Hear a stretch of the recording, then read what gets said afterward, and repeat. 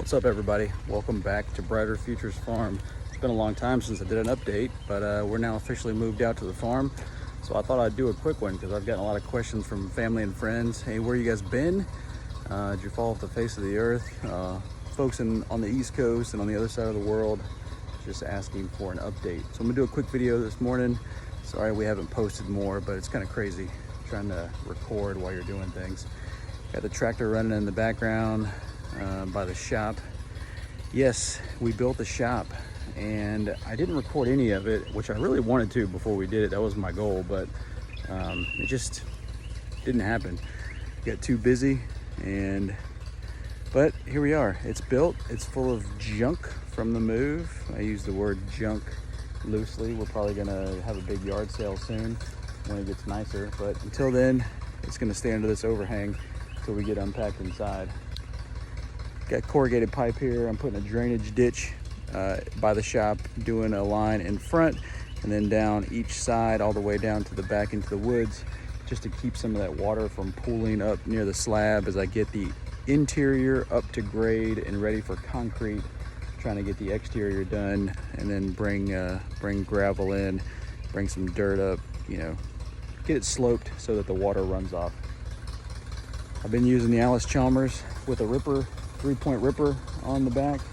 That's what I got warming up right now. I'm gonna get on the other side and try to dig a trench on the back side. Using the skid steer to dig it out after I ripped it. I was doing that yesterday and I got a flat tire. All the tires, they need replacing, but the shop in town only had one tire, so I was able to take that one, get a new one put on, and then they ordered the other 3. So get 3 more tires on there. Those things are pricey. Using that, pickaxe, shovel, and the tractor are my tools of choice. Try to get those things done today. I did forget to pick up T-posts for the corrugated pipe, so that's something I'll have to do later. It's not a quick trip into town. It's about a 2-hour round trip if I forget something, so try not to forget anything, I guess. Yeah, so working on that. There's the shop. Looks great, doesn't it? I think it looks good. What else we got going on? We got fruit trees. We got fruit on the fruit trees. Several new fruit trees. Got some new pear trees. Couple of peach trees that are new. And birds that are picking away at my fruit. Let's see if I can show you. People have been wondering if we have any growth. We do have some growth, yep. And I see the honeybees are out here. Honeybees come out and fly around. Got a lot of pollen collecting going on. So we got honeybees. We've got new fruit trees, probably about 40 new fruit trees. Some beehives. Got a chicken tractor. Chickens aren't quite ready. We have broiler chicks, meat chickens, that we're gonna put out in the yard. And I'm thinking about putting them in that chicken tractor and then running the chicken tractor down this row where the fruit trees are. And then that way all of the nice chicken poop kind of goes down onto the trees beside them and fertilizes them. It's gonna be great. So what else we got going on? Just a whole bunch of unpacking. We got new windows put in the house, so you see the old windows are still sitting around. Wait until there's space in the dumpster. We'll throw those in the dumpster and get them out of here. I was gonna use the glass, I don't know, makeshift greenhouse or something. I don't know, I hate to throw things away like that, especially glass panes that are still in good shape. But if I use the glass panes themselves, take them out of the frames, make like a hodgepodge little greenhouse, I don't know, I'm up in the air. Check out these chicken nuggets. What's up, nuggets? Chicken nuggets! We're gonna put them out on the chicken tractor today. This place is a mess. Look at this. Look at this. We're literally in the middle of unpacking. So that's where we're at. We got a bunch of trim because we're still updating the inside of this house. It was made in the 80s and has not been touched since. So it's got the 80s trim and all that stuff. We did most of the trim, the painting, the doors, all that stuff's done. So now it's just cleaning up the mess. What else? Let me show you around. Got the pond down there. Finally got some water in it. So pond's getting up to a level that's good. Fruit trees in the back, looking really nice. Getting some apples on those trees. See if I can find the kitty cats. Look at those kitty cats. You see them? There's one. I like to go under this thing. We got some baby kittens. That is the focal point of the farm right now. Baby kittens. I don't know if I showed anybody before, but this used to be a chicken run. Well, it was a chicken coop. There was a coop on the far side, like half of it, and then it had chicken netting all the way around here. It was a hodgepodge, kind of makeshift Band-Aid looking, you know. Someone had maintained it over the years, but just kind of kept putting Band-Aids on it. So we ripped the entire thing out, and then I bought wood yesterday.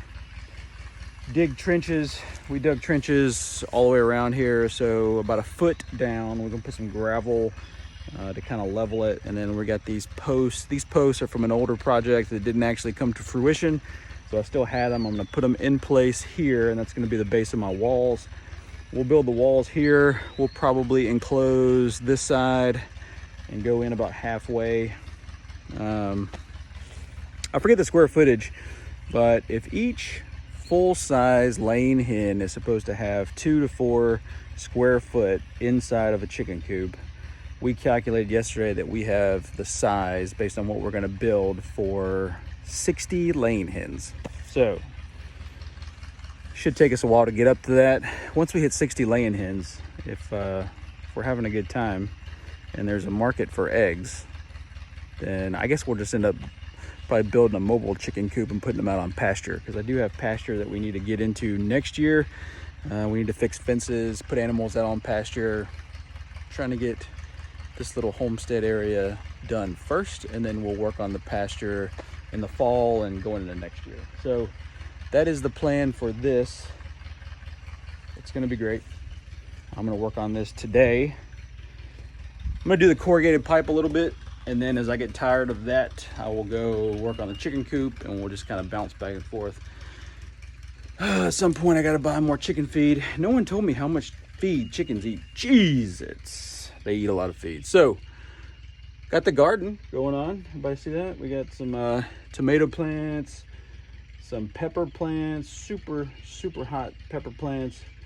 You probably can't tell, but we've been taking the wood shavings out of their brooder that has all the chicken poop in it and putting it around the base of the plants. And let me tell you, the tomato plants that have the chicken poop shavings underneath of them have shot up ridiculously. Like, you can see them compared to the other tomato plants at the end. So the ones on the end don't have anything on them. The ones up here in the front have the pine shaving chicken poop, almost double in size. So having symbiotic relationships on the farm, I think, is the most important thing for us.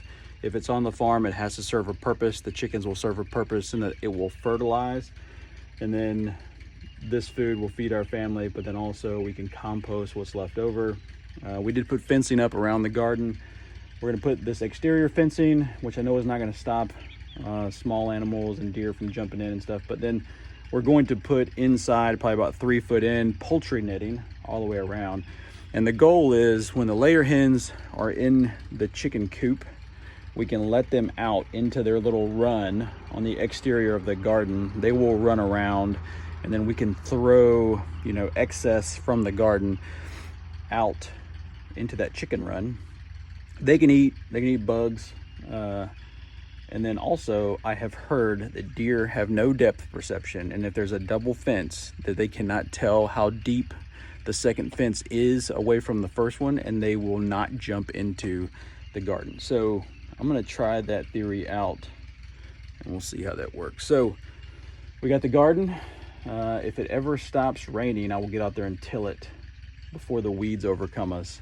I worry that the weeds are gonna overcome me, but I feel like I can catch back up. We got a whole bunch of cantaloupe and watermelon on the far side. You can't hardly tell. Cantaloupe, watermelon, peppers, tomatoes, green beans, corn. I know I'm missing something. Yeah, I'm missing a couple things. Anyway, a lot of stuff. But the fruit trees, the pond is up. Building the chicken coop in here. There's this weird little pond down here about 150 yards downhill from the house. It's covered in green algae. It's got a fence around it. If anyone knows what it is, then you're probably here local. If you're on the other side of the world, you may not know what it is, but I'll let you think through your old field sanitization days if you were in the military. I had to go in here and clean up all of this tree growth that was inside of that fence line. And man, was that a poopy project. Pun intended. What else? The shop looks nice over there, doesn't it? Shop looks nice. Tractor's about ready to get going, so get over there and get the tractor going. And then my main man, Maligator, say hi to the people. Hey. Check on the cats. Yeah. Dude, you look like you're ready to work. No. No. Looks like you just woke up. So anyway, that's what's up with us. We're busy working. If you want to come lend a hand, or you're just curious what's up with us, come by and visit. We'll try to be available, make more videos, and keep everyone updated. But keep asking us questions, like and subscribe, and we'll try to make more videos. See you around.